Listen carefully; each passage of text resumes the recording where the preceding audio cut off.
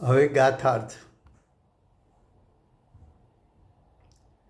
નિશ્ચય નહીંના વિષયને. નિશ્ચય નહીંનો વિષય શું છે? તો કે નિશ્ચય નહીં ભાવશ્રુત જ્ઞાનનો અંશ છે. એ નહીંનું કાર્ય શું છે? તો કે આત્મ સ્વભાવ તરફ દોરી જવાનું. તો નિશ્ચય નહીંનો વિષય શું છે? તો કે આત્માનો ત્રિકાળ શુદ્ધ સ્વભાવ નિશ્ચય નહીંનો વિષય છે. આત્માનો વિતરાગ સ્વભાવ એ નિશ્ચય નહીંનો વિષય છે. તો કે જે નિશ્ચય નહીંના વિષયને છોડીને એટલે આત્માના ત્રિકાળ શુદ્ધ સ્વભાવથી ચ્યુત થઈને જેની દ્રષ્ટિ અને ઉપયોગ આત્મ સ્વભાવ તરફ નથી, જેની દ્રષ્ટિ અને ઉપયોગ આત્મ સ્વભાવથી ચ્યુત છે, બહારમાં રખડે છે.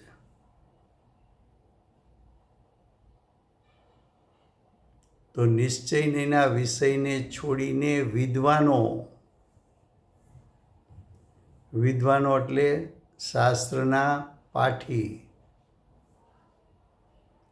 શાસ્ત્રનો અભ્યાસ કરવો કરાવવો એવો ક્ષયોપસમ છે,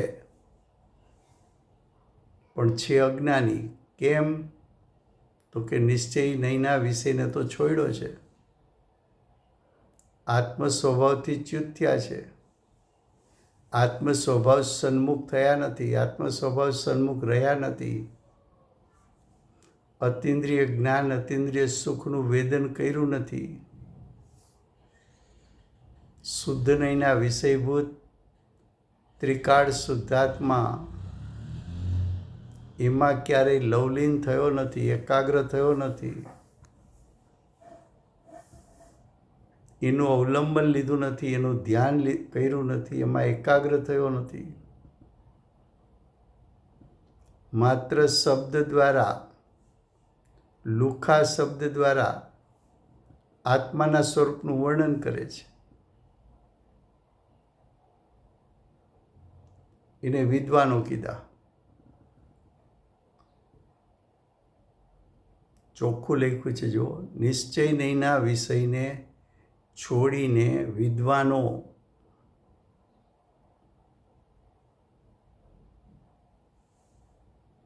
આ વિદ્વાનો મૂઢ છે, અજ્ઞાની છે, મિથ્યા દ્રષ્ટિ છે.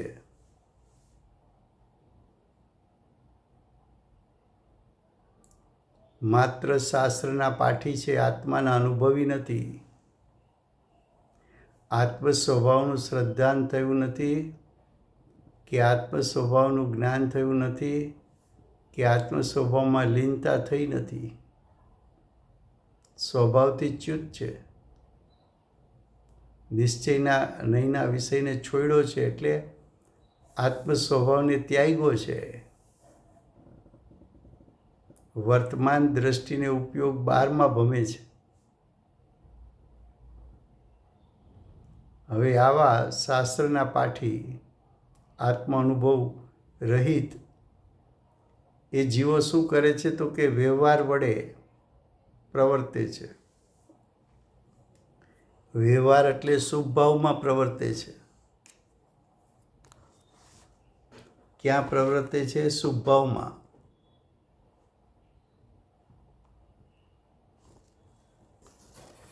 એ શુભ ભાવમાં પ્રવર્તે છે.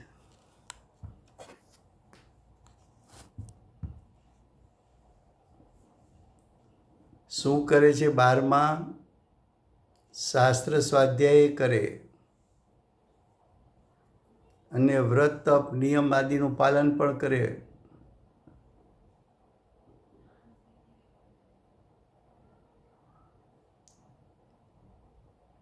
આ વિદ્વાનની પ્રવૃત્તિ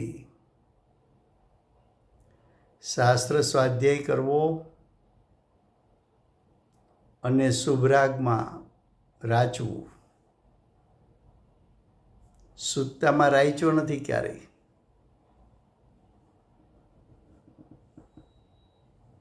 તો કે વ્યવહાર વડે પ્રવર્તે છે, પરંતુ પરમાર્થ કોને કહેવું? તો પંડિતજીએ ચોખવટ કરી બ્રેકેટમાં લખીને, આત્મ સ્વરૂપ એટલે આત્માનો સ્વસ્વભાવ, આત્માનો ત્રિકાળ સ્વભાવ એટલે જ્ઞાયક, આત્માનો પરિપૂર્ણ વિતરાગ સ્વસ્વભાવ, એને આશ્રિત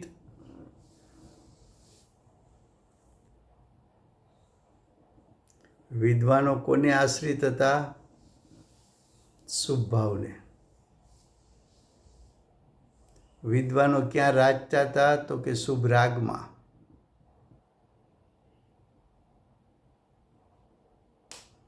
તો કે આત્મ સ્વરૂપને આશ્રિત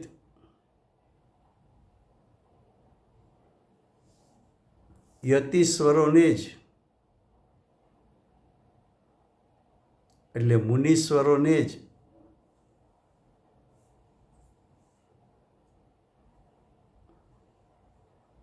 યત્ન કરે તે યતિ.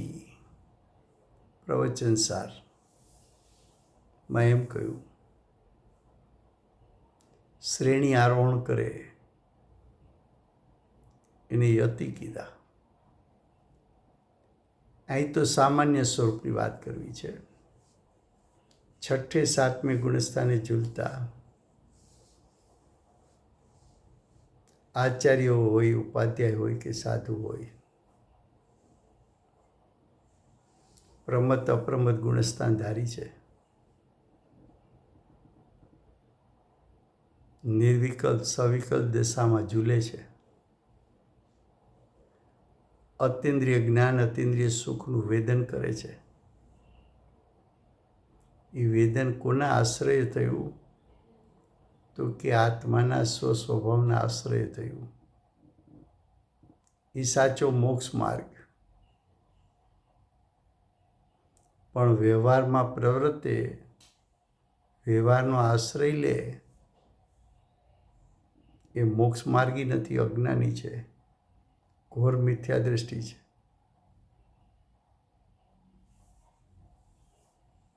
તો કે આત્મ સ્વરૂપને આશ્રિત યતિસ્વરોને જ, યતિસ્વરો કેવા હોય? તો પહેલાં કહી દીધું કે આત્મ સ્વરૂપનો આશ્રય લેનારા. વિદ્વાનો તો કેવા છે? માત્ર શાસ્ત્રના પાઠી છે, આત્મ સ્વભાવથી ચ્યુત છે. વિદ્વાનો માટે તો પહેલાં કહી દીધું કે નિશ્ચય નહીંના વિષયને છોડી દીધો છે.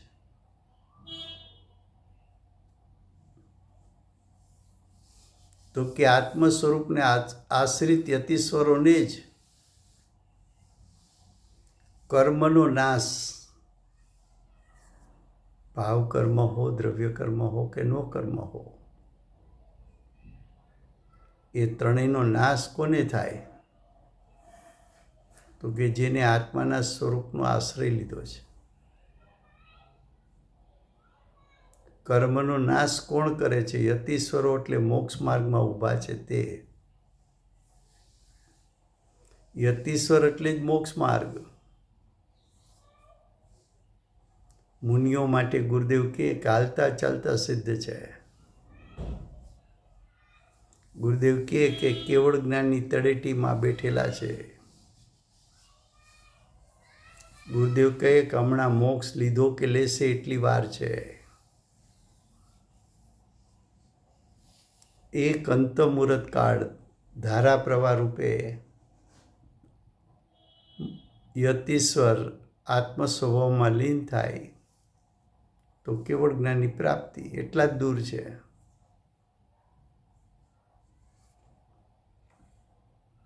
મુનિમાર્ગ એ જ સાચો માર્ગ છે. તો કે યતીશ્વરોને જ કર્મનો નાશ, ભાવ કર્મ દ્રવ્ય કર્મ, ભાવ કર્મ કહેતા પુણ્ય પાપ આશ્રવ બંધ, એનો નાશ, ભાવ કર્મ કહેતા મિથ્યાત્વ અવિરતિ પ્રમાદ કસાય યોગનો નાશ,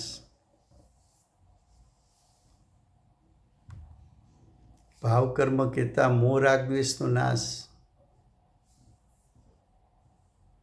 દ્રવ્ય કર્મનો નાશ કહેતા ચાર ઘાતી, ચાર અઘાતી, નો કર્મ કહેતા બાહ્ય પરિગ્રહનો ત્યાગ અને પછી શરીરનો ત્યાગ, નાશ કહેતા ત્યાગ, કર્મનો નાશ, કર્મનો ત્યાગ. આગમમાં તીર્થંકર ભગવાનની વાણીમાં કયો છે. આચાર્ય ભગવાન કહે છે કે અમે વાણી સાંભળીને આવ્યા છીએ, ત્યાં આવો ઉપદેશ ભગવાન પાસે સાંભળ્યો છે, એ જ ઉપદેશ અનુસાર અમે આ શાસ્ત્ર રચના કરીએ છીએ.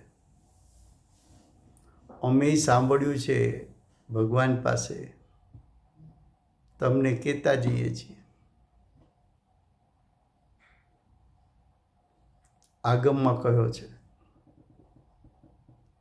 કૌંસમાં લખ્યું કેવળ વ્યવહારમાં. કેવળ વ્યવહાર કોને હોય? કેવળ એટલે માત્ર, ઓનલી, સિર્ફ.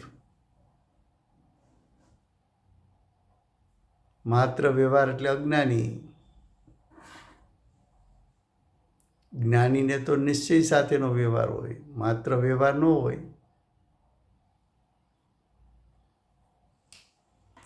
કેવળ વ્યવહારમાં કોણ ઊભું છે? તો કે અજ્ઞાની.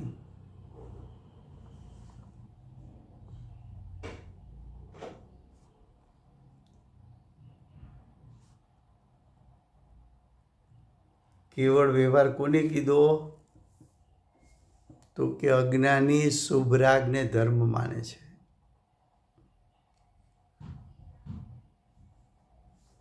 એમાં પ્રવર્તનારા, શુભ રાગમાં પ્રવર્તનારા, પ્રવર્તે છે રાગમાં અને માને છે મુક્તિ. રાગ પોતે બંધ તત્વ છે.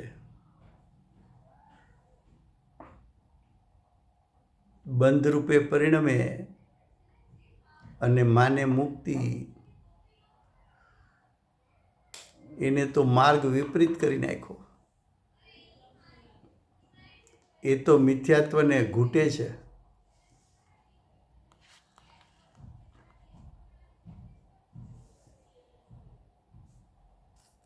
તો કે છે વ્યવહારમાં પ્રવર્તનારા પંડિતોને કર્મક્ષય થતો નથી.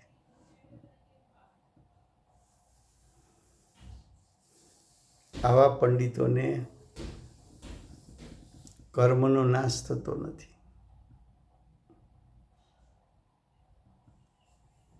अब टीका देखो, परमार्थ मोक्ष हेतु से भिन्न। परमार्थ का एक अर्थ पहले किया था निश्चय।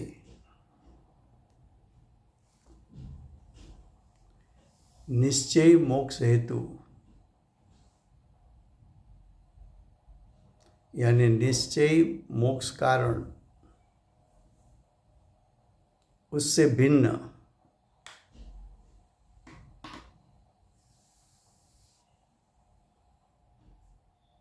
तो निश्चय मोक्ष हेतु से भिन्न,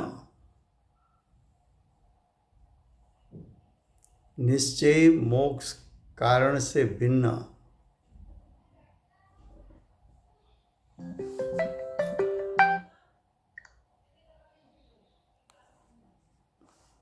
क्या कहा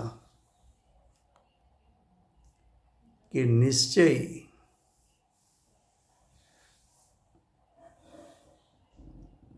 मोक्ष का कारण कौन है? तो मोक्ष मार्ग मोक्ष का कारण है। कौन सा मोक्ष मार्ग? तो कि निश्चय मोक्ष मार्ग मोक्ष का कारण है। नियम सार में लिया कि नियम का अर्थ क्या? तो कि तू ऐसा नियम ले कि जिसका फल मोक्ष हो।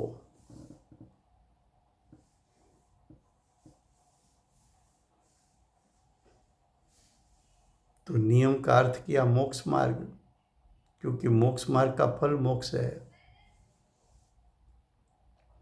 बाद में बताया कि मोक्ष मार्ग को तू दो दृष्टि से देख सकता है। एक दृष्टि में स्वभाव रत्नत्रयी है, दूसरी दृष्टि में व्यवहार रत्नत्रयी है।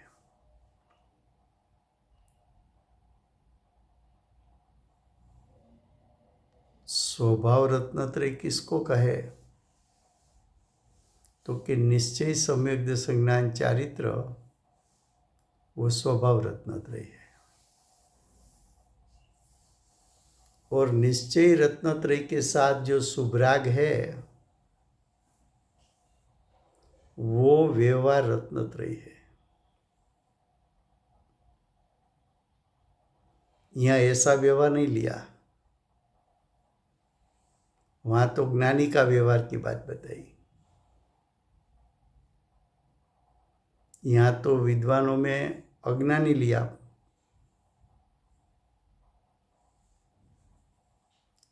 और विद्वान कैसा है? तो कि निश्चय नहीं के विषय को छोड़कर जो स्वभाव दृष्टि से च्युत है,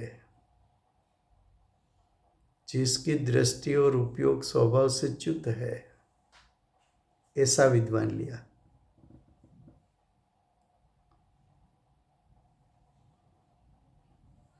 तो कि मोक्ष मार्ग में जो साधक है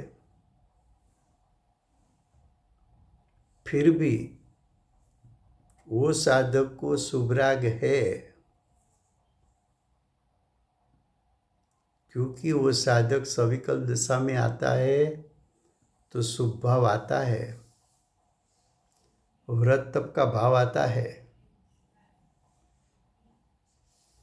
ऐसे ज्ञानी के शुभराग को भी नियम सार में या अन्य शास्त्रों में शुभराग को मोक्ष का कारण नहीं बताया। स्वभाव रत्नत्रयी को मोक्ष का कारण बताया। निश्चय सम्यक दर्शन ज्ञान चारित्र को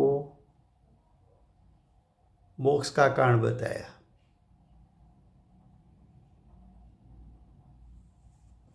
तो यहाँ क्या कहा? परमार्थ मोक्ष हेतु से भिन्न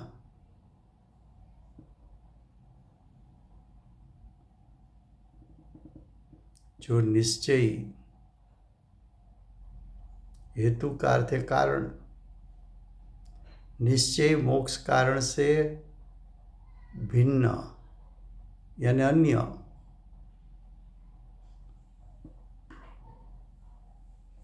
निश्चय मोक्ष का कारण तो वितरागता है, निश्चय मोक्ष का कारण तो निश्चय मोक्ष मार्ग है। ऐसे निश्चय मोक्ष मार्ग से भिन्न, तो उसके भिन्न क्या है? व्रत तप। व्रत तप क्या है? विकारी परिणाम है, वितराग परिणाम नहीं है। वितराग परिणाम मोक्ष का कारण हो तो विकारी परिणाम कैसे मोक्ष का कारण बन सकता है?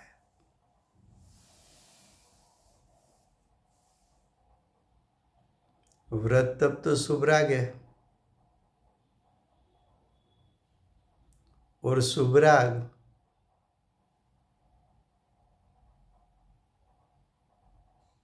कर्म के उदय में जुड़ने से उत्पन्न हुआ है,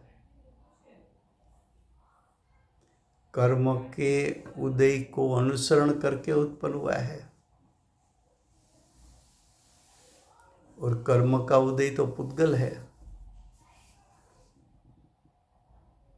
तो पुद्गल के लक्ष्य से उत्पन्न हुआ परिणाम, उसको भी पुद्गल कहा। तो पुण्य पाप पुद्गल का परिणाम है, अजीव परिणाम है, अचेतन परिणाम है। वो मोक्ष का कारण कैसे हो सकता है?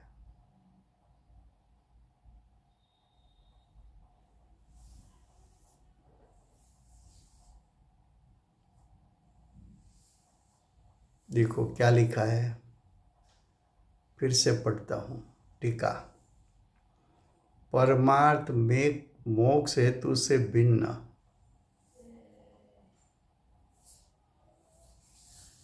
परमार्थ जो मोक्ष मार्ग है वो तो वितराग परिणाम है। उससे भिन्न व्रत तप। कौन सा व्रत तप? शुभ राग रूप। तो व्रत तप के परिणाम, व्रत तप में हित बुद्धि,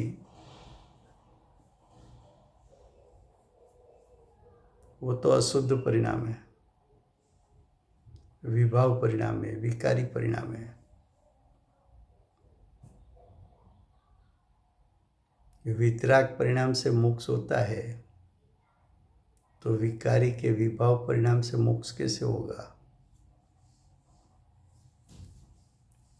वितरागता और व्रत तप के शुभ राग दोनों का स्वभाव विरुद्ध है, दोनों का फल विरुद्ध है। वितरागता का फल मोक्ष है, व्रत तप का फल तो संसार है, चार गति है। तो के व्रत तप आदि शुभ कर्म स्वरूप, व्रत तप को क्या कहा? शुभ कर्म कहा। शुभ कर्म स्वरूप, शुभ कर्म का स्वस्वभाव क्या है? तो क्या शुभ कर्म तो पुद्गल है, पुद्गल स्वभावी है। तो शुभ कर्म स्वरूप मोक्ष हेतु, मोक्ष का कारण, हेतु का कारण, मोक्ष हेतु कुछ लोग मानते हैं, कुछ यानी अज्ञानी लोग मानते हैं, अज्ञानी जीव मानते हैं।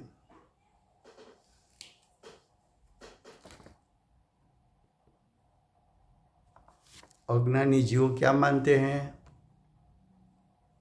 शुभ राग से धर्म होगा।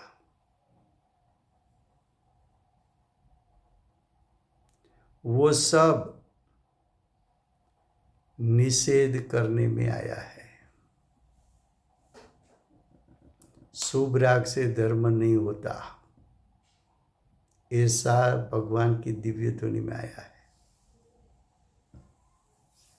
शुभ राग को मोक्ष मार्ग मानते हैं तो कहते हैं कि शुभ राग मोक्ष मार्ग नहीं है, उसका निषेध करने में आता है।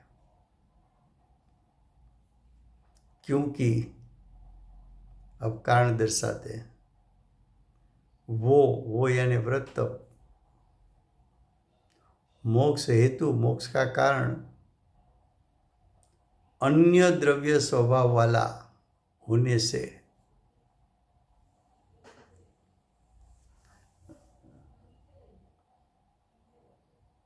क्या कहा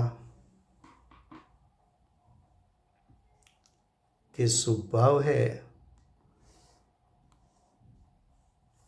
उसको अन्य द्रव्य का स्वभाव कहा। अन्य का अर्थ है पुद्गल स्वभावी कहा। पुद्गल स्वभावी क्यों कहा?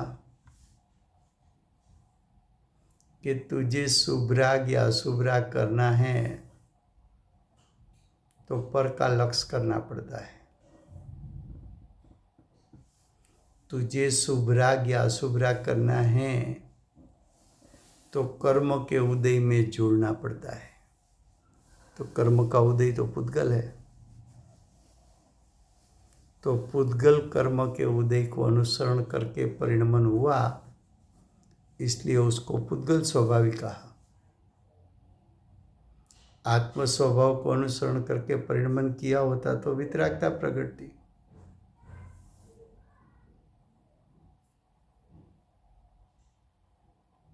तो शुभराग तो अचेतन है, जड़ है, उसमें ज्ञान और सुख का अंश नहीं है, इसलिए वो अजीव है। पुद्गल स्वभावी है होने से उसका यानी विकारी परिणाम का स्वभाव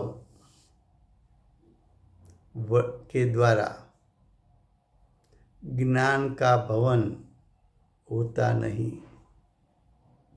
भवन का अर्थ परिणमन। सम्यक ज्ञान रूप परिणमन नहीं होता उससे। अतीन्द्रिय ज्ञान, अतीन्द्रिय सुख रूप परिणमन नहीं होता, ऐसा कहा।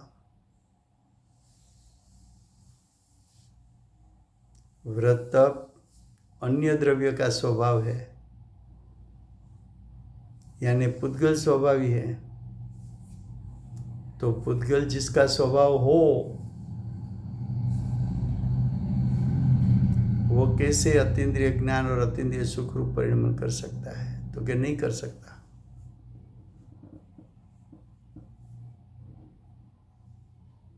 अर्थात मात्र परमार्थ मोक्ष हेतु ही एक द्रव्य का स्वभाव वाला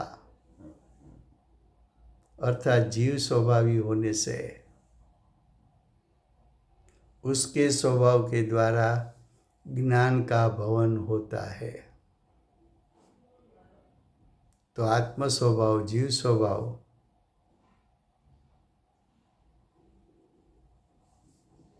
उसका अवलंबन लेने से अतीन्द्रिय ज्ञान, अतीन्द्रिय सुख रूप परिणमन होता है। तो आत्म स्वभाव से ही मोक्ष मार्ग और उसका फल मोक्ष की प्राप्ति होती है। यहाँ तक रखते हैं, भावार्थ कल चलेगा। Rajubhai, thank you very much. Rajubhai, એક પ્રશ્ન હતું. તમે 2 દિવસ પહેલા ત્યાં પ્રવચન સારમાં ના ક્લાસમાં તમે લીધેલું પર્યાયનું. મારો એક પ્રશ્ન હતો કે પર્યાય દ્રવ્યમાંથી બી આવે ને પર્યાય ગુણોમાંથી બી આવે. તો જો દ્રવ્યનું પર્યાય બહાર નો ઉત્પાદ થાય અને જો ગુણની પર્યાયનો બી ઉત્પાદ થાય તો એ બેની વચ્ચે કઈ વિરોધ ન આવે કે કઈ પ્રોબ્લેમ ન આવે? ના, જરાય નહીં. કેવી રીતે થાય? એટલે બે સાથે પરિણમે, એટલે બે પર્યાય પરિણમે કેવી રીતે થાય એ હું સમજો નથી. પ્રશ્ન શું છે કે પ્રવચન સાર ગાથા 93 એમ લીધું હાજી કે પદાર્થ દ્રવ્ય સ્વરૂપ છે. હાજી. પછી એમ કીધું દ્રવ્ય અનંત ગુણાત્મક છે, એટલે કે દ્રવ્યને અનંત ગુણો હોય છે. હા, બરાબર છે. પછી એમ કહ્યું દ્રવ્યને પર્યાય હોય છે અને ગુણને પર્યાય હોય છે. હા, એ બરાબર, એ બરાબર. એટલે દ્રવ્ય ગુણને બંનેને પર્યાય હોય છે એવું આગમમાં કહ્યું. હવે આપણે સમજવું કેવી રીતે? હા. દાખલા તરીકે કેરી છે, કાચી કેરી એ આખું દ્રવ્ય છે. હા હા હા. કેરીમાં લીલામાંથી પીળાપણું થવું એ એના રંગ ગુણની પર્યાય છે. ખાટામાંથી મીઠું થવું એ એના રસ ગુણની પર્યાય છે. પણ કેરી કાચામાંથી પાકી થઈ એ કેરી દ્રવ્યનું પરિણામ છે. હા, ઓકે. પણ એ સાથે જ થાય છે હા, રાજુભાઈ. થાય સાથે હા, થાય સાથે, કારણ કે પરિણામ તો બેયના એક જ સમયે એકી સાથે જ થાય, છતાં વિરોધ એટલે ના બે આવે. પરિણામ એક સાથે થાય. હા, એટલે બે પરિણામનો અર્થ બે શું? પરિણામ એક ના, બે પરિણામનો અર્થ શું કે એક દ્રવ્યના બે પરિણામ હા, સાથે નથી. એક દ્રવ્યનું પરિણામ છે, હા, બીજું ગુણનું પરિણામ છે. હા, એટલે એક દ્રવ્યનું પરિણામ ને એક ગુણનું પરિણામ, પણ બે સાથે થાય. હા, સાથે થાય.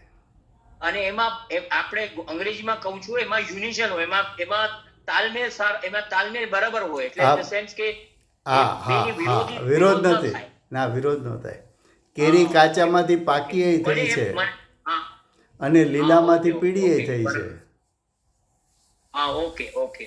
કારણ કે પીળી થાય છે ત્યારે એની પર્યાય થાય છે ત્યારે જે તમે જે કીધું ને, જે દ્રવ્યમાં થાય છે, લીલાશમાંથી પીળાશ થાય. હા, એ ગુણનું ઓકે, કાર્ય છે. એટલે બે સાથે જ સાથે થાય. Okay. Thank you very much. Sorry તમને પૂછ્યું. ના, થેન્ક યુ કંઈ વેરી મચ. વાંધો નહીં. ઓકે.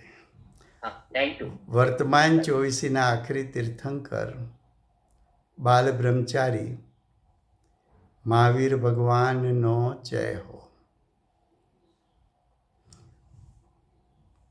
મહાવિદ્ય ક્ષેત્રે બિરાજતા પ્રથમ તીર્થંકર, ધર્મ ધુરંધર, અનંત ચતુષ્ટયના ધારક, દિવ્ય ધ્વનિના દાતાર, શાસન ઉપકારી સિમંદર ભગવાનનો જય હો.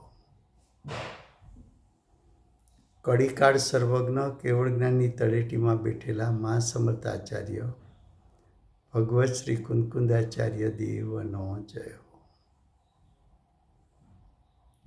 વર્તમાન કાળે સમ્યક દર્શનનો ઉપદેશ આપનાર, તીર્થના નાયક, તીર્થના સ્થાપક, તીર્થના પ્રવર્તક, પરમ કૃપાળુ શ્રી સદગુરુ દેવનો જય હો.